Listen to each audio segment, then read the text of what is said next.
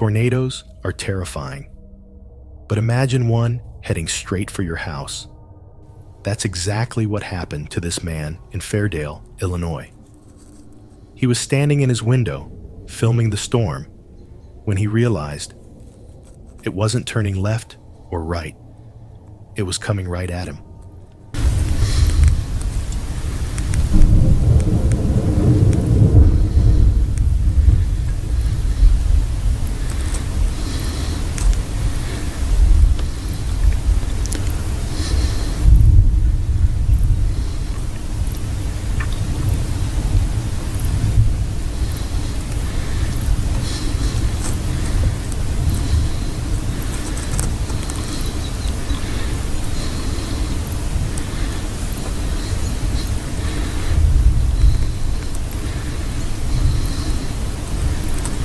The tornado slams into his home with a noise so loud, it's the kind that sticks with you.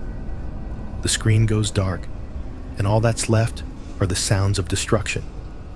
Then, silence. And when it's over, his home is gone, just like that.